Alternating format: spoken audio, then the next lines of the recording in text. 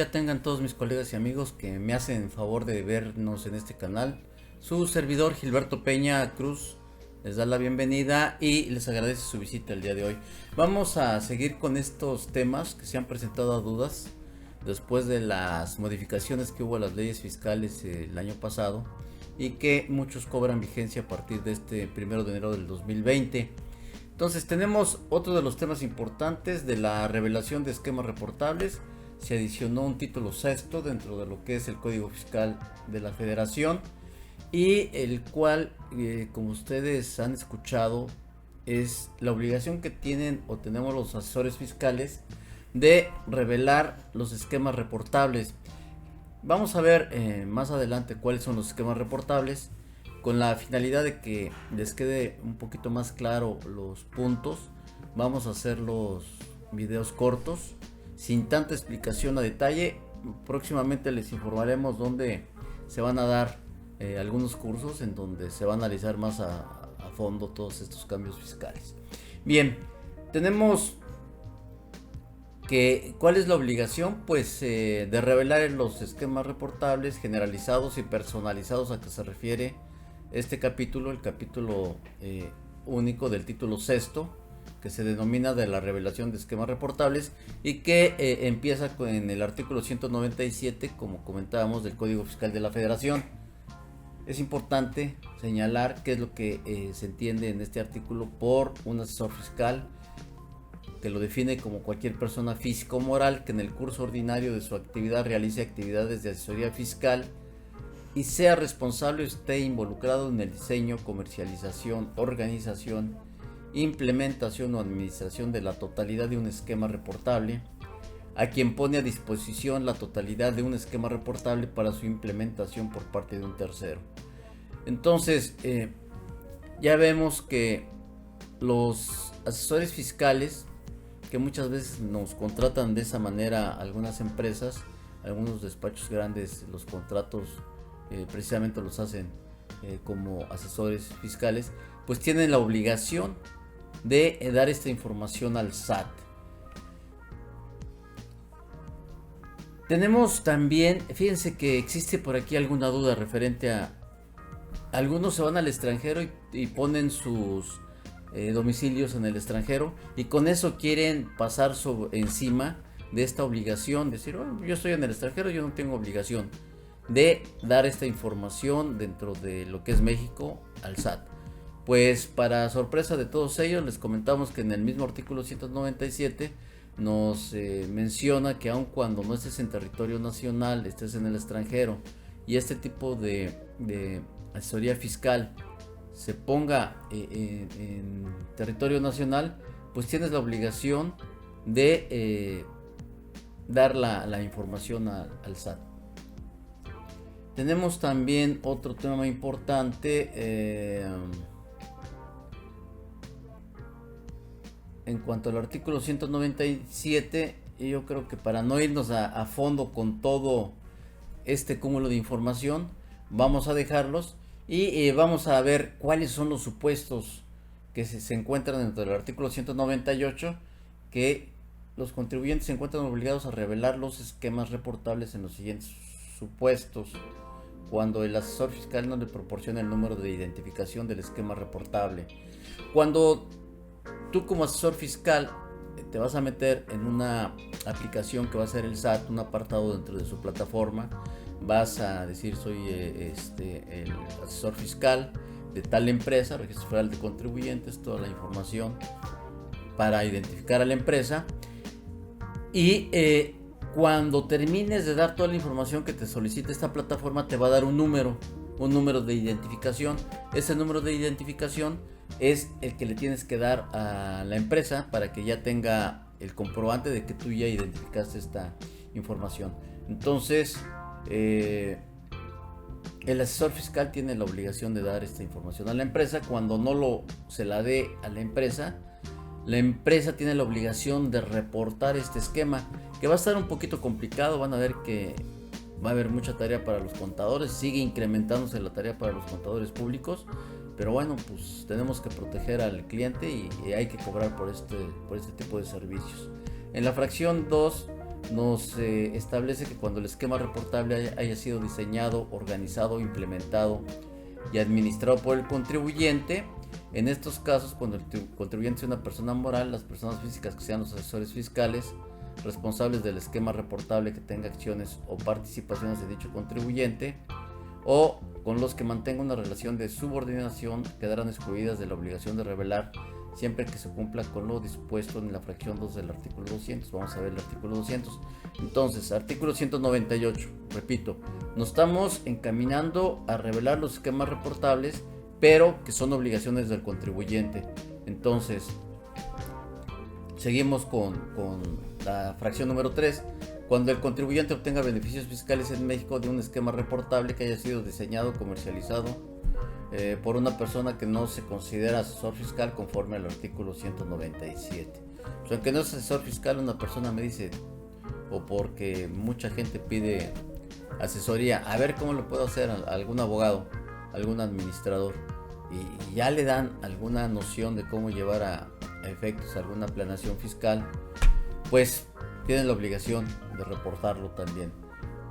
Cuando el asesor fiscal sea residente del extranjero sin establecimiento permanente en territorio nacional, o cuando teniendo las actividades atribuibles a dicho establecimiento permanente no sean aquellas realizadas por un asesor fiscal conforme al artículo 197.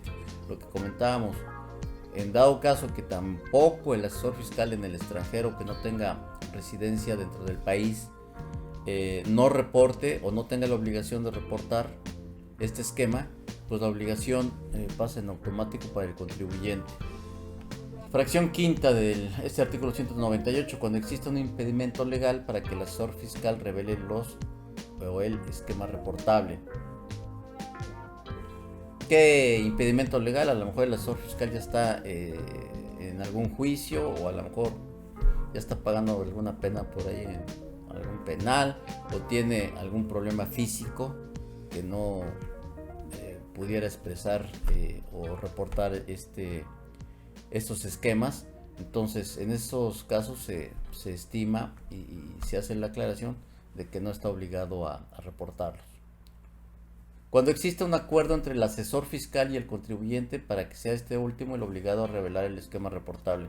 Yo te doy la asesoría, pero yo no voy a hacer el registro ante el SAT de este esquema reportable, hazlo tu contribuyente y ya quedaste de acuerdo desde inicio con él. El artículo 199 nos define, se considera un esquema reportable cualquiera que genere o pueda generar directo o indirectamente la obtención de un beneficio fiscal en México y tenga alguna de las siguientes características: que evite que las autoridades extranjeras intercambien información fiscal o financiera con las autoridades mexicanas, incluyendo por la aplicación del estándar para el intercambio automático de información sobre cuentas financieras en materia fiscal, a que se refiere allí una recomendación del Consejo de la Organización para la Cooperación y el Desarrollo. Hay una información que se intercambia entre Estados Unidos y México de las cuentas que en Estados Unidos tienen los mexicanos y a partir de cuándo la tienen abierta, cuándo es el saldo que manejan, y esa información pasa a México. Igual la información que tienen en México de residentes de Estados Unidos que estén guardando recursos dentro del país, México hizo este convenio con Estados Unidos para hacer este intercambio. Entonces, cuando tú evitas cambiándole el nombre, poniéndolo al nombre de un tercero, etcétera, etcétera, entonces tarde que temprano pueden localizarte y habría una responsabilidad. Por eso es que establecen este primer párrafo de que cuando hagas todo lo posible para tratar de ocultar esa información o evitar que se dé la información, es cuando tienes la obligación. La fracción número 2 se evite la aplicación del cuarto B o del capítulo 1 del título 6 de esta ley del impuesto sobre la renta. Y tenemos que el artículo 4B de la ley del impuesto sobre la renta se refiere a operaciones a través de entidades extranjeras transparentes fiscales. Entonces, aquí lo que hay que cuidar es que hay que cumplir, porque muchas de esas empresas que están en Estados Unidos no pagan sus impuestos. Entonces se refiere precisamente a este tipo de personas. Fracción número 3. Consiste en uno o más de los actos jurídicos que permitan transmitir pérdidas fiscales pendientes de disminuir de utilidades fiscales a personas distintas de las que las generaron. Y este asunto, fíjense que es un poquito de presión para ciertas empresas, porque hay muchas empresas que tienen pérdidas muy grandes y lo que hacía a algunas otras, las adquirían y empezaban a facturar vía esa empresa para capitalizarse, y lógicamente vas a dejar de pagar impuestos sobre la renta durante el tiempo que te duren las pérdidas, de acuerdo con los ingresos que obtengas. Entonces hay que reportar cuando estás utilizando este tipo de figura para evitar el pago del impuesto. Ahora, que es legal o no es legal, eso ya está a discusión y está en defensa fiscal, que habría que analizar el caso particular de cada empresa para poder dar un consejo o dar una conclusión referente al estudio y al manejo de este tipo de pérdidas que estamos facturando con otra empresa para que evitar el pago del impuesto. Consiste en la fracción cuarto, consiste en una serie de pagos o operaciones interconectadas que retornen la totalidad o una parte del monto del primer pago que forma parte de dicha serie a la persona que lo efectuó o alguno de sus socios o accionistas, partes relacionadas. Entonces, que le daban vuelta al dinero, lo sacaban y pues que pasó por ahí con un político famoso del PAN que vendió una propiedad y el dinero se fue a pasear por todos lados por empresas que tenían pérdidas precisamente para disminuir el pago de impuestos, y finalmente lo que hicieron es que regresó con el primer beneficiario, el que estaba haciendo la operación. Entonces ya son planeaciones que están viendo burdas y que ya están fácilmente detectables con los procedimientos, los sistemas, la plataforma que maneja el SAT. Involucren a un residente en el extranjero que aplica un convenio para evitar la doble imposición por suscrito por México. Involucra operaciones entre partes relacionadas, y ahí tenemos diferentes casos. No podemos ver todo porque, como les comentamos, queremos hacer estos videos cortos precisamente para que quede una idea general. Ya el caso particular se debe de estudiar, porque muchas veces nos dicen: oye, dame una asesoría de ver cómo manejo la empresa, y conforme vas dándoles soluciones te lo van complicando y te van dando información que no te dieron de inicio. Entonces es importantísimo para no dar una conclusión equivocada, que se dé toda la información completa. Entonces tiene que ser de acuerdo con el tipo de empresa. Se evite constituir un establecimiento permanente en México en términos de la ley del impuesto sobre la renta y los tratados para evitar la doble tributación suscritos por México. Esto en la fracción séptima. Octava, involucra la transmisión de un activo depreciado total o parcialmente. Si agarras un activo y haces o finges una venta a otra empresa y la otra empresa lo va a depreciar, a lo mejor por cantidades exorbitantes, entonces va a tener un beneficio fiscal. Cuando involucre un mecanismo híbrido definido de conformidad con el artículo 23 del artículo 28, fracción 23 del artículo 28 de la ley del impuesto sobre la renta. Evite identificación de beneficiario efectivo de ingresos o activos. Cuando tenga pérdidas fiscales cuyo plazo para realizar su disminución de la utilidad fiscal esté por terminar conforme a la ley del ISR y se realicen operaciones para obtener utilidades fiscales a las cuales se le disminuyan dichas pérdidas fiscales y dichas operaciones le generen una deducción autorizada al contribuyente que generó las pérdidas. Bueno, esto no es más que yo tengo pérdidas en una compañía y como ya se me va a vencer el plazo, los 10 años que tengo para hacer la aplicación de esa pérdida, pues genero utilidades o le hago el favor de generar facturas a otra empresa, y yo le facturo y yo cobro y yo no voy a pagar impuestos. Y ya después ahí se ve que existen saldos a favor de los socios accionistas, que regularmente cuando tienes pérdidas es porque o tienes un préstamo con socio accionista o la financiaste con algún otro tercero que te dio el dinero y por ahí sacan el dinero como reembolso. Entonces este es un ejemplo de tantos. Eso lo quiere evitar el SAT también porque se está utilizando como para evitar el pago de impuestos. Evite la aplicación de la tasa del 10% prevista en el artículo 140, en el que se otorga el uso temporal de bienes y el arrendatario a su vez otorga el uso o goce temporal del mismo bien al arrendador o una parte relacionada de este mismo. Involucra operaciones cuyos registros contables y fiscales presenten diferencias mayores al 20%, exceptuando aquellos que surjan por motivo de diferencias en el cálculo de depreciaciones. Y bien, los temas son bastante abundantes, habrá que revisarlos. Estamos dando cursos, precisamente muchos fiscalistas y abogados se están dedicando últimamente a dar cursos porque cada día está más complicado y para tratar de interpretar lo que dice la ley, la gente se está yendo por otro lado que no tiene absolutamente nada que ver.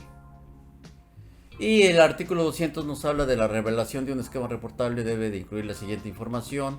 Sabemos toda la información general: nombre, denominación, razón social, RFC, los asesores fiscales o contribuyentes se deben de identificar también con la misma información: RFC, nombre, domicilio, nombre de representantes legales de los asesores fiscales. Y ahí están 13 fracciones de la información que se debe de proporcionar cuando se esté reportando uno de estos esquemas. Dice, y fíjense, está interesante el artículo 201, que la revelación de este esquema, lo que establece el Código Fiscal en su artículo 201, es que no implica la aceptación o rechazo de sus efectos fiscales por parte de las autoridades fiscales. La información presentada en términos de este título y que sea estrictamente indispensable para el funcionamiento del esquema, en ningún caso podrá utilizarse como antecedente de la investigación por la posible comisión de los delitos previstos en este código, salvo tratándose de los delitos previstos en el artículo 113 y 113 bis del código. La información obtenida de conformidad con este capítulo deberá tratarse en los términos del artículo 69 de este código. Hacen la presunción de que probablemente estos esquemas no son aplicables y te lo puedan rechazar, y se tendría que analizar cuál sería la defensa para decir, oye, pues, ¿qué? Yo puedo utilizar este esquema. Fíjense, había un ejemplo con el que les puede quedar muy claro, o más claro. Un ejemplo general. Una compañía muy importante, no sé si era la Bimbo, era la Coca-Cola, adquiere una serie de tienditas de una cadena que estaban muy precarias, estaban pequeñas, no tenían mucho capital, y las adquieren, y se puede pensar que la adquieres para generar pérdidas dentro de tu empresa y para evitar el pago de impuestos durante algunos ejercicios, de acuerdo con los ingresos que tengas. Pero se le preguntó a esta empresa, oye, ¿por qué compraste esas pequeñitas y la verdad no te van a dar ningún beneficio? No las compraron por los efectos fiscales de la compra, la posible pérdida que te pudiera originar la compra de esos negocios que no estaban tan bien, sino que los compraron por sus canales de distribución. Aprovecharon que ya tenían sus rutas y canales de distribución bien establecidos para aprovecharlos. Lo único que hicieron fue en los camioncitos donde repartían los productos de esta empresa, subieron sus refrescos o sus productos y se incrementó de la noche a la mañana la venta de los productos. El efecto fiscal favorable se puede dar en 1, 2, 3 años, de acuerdo con los ingresos y de acuerdo con la inversión que hayas hecho. ¿Pero está mal esta planeación? Pues claro que no. Es una planeación operativa que le estás haciendo para vender más y para obtener un beneficio posterior. Entonces, un ejemplo que les ponemos. Y el artículo 202, el asesor fiscal que haya revelado un esquema reportable se encuentra obligado a proporcionar el número de identificación del mismo. El esquema reportable va a quedar identificado con un número que te va a emitir el SAT. Y como veíamos desde el inicio, se lo tiene que proporcionar también al contribuyente. Y bueno, pues aquí tenemos entonces en forma general en qué consiste esta información que vamos a tener que empezar a dar o a otorgar al SAT, en cuanto el SAT también dé las reglas o publique las reglas de carácter general vía diario oficial y que nos diga cómo se va a llevar a cabo este tipo de información al SAT. Pues quedamos a la orden para cualquier duda. Como les comento y les reitero, los casos son muy particulares. Hay que estudiar muy bien cuál es el caso específico de cada empresa para poder emitir alguna opinión. En forma general, pues no podemos hacerlo porque se pudiera dar una opinión equivocada. Y muy bien, les agradezco que nos hayan visto, que hayan visto este video. Estamos a sus órdenes en el canal de blog. También tenemos un blog a nombre de Grupo Cerco, en donde también subimos algunas notas fiscales y legales de actualidad. Los invitamos a que lo vean y nos vemos en el próximo video. Muchas gracias, buen día.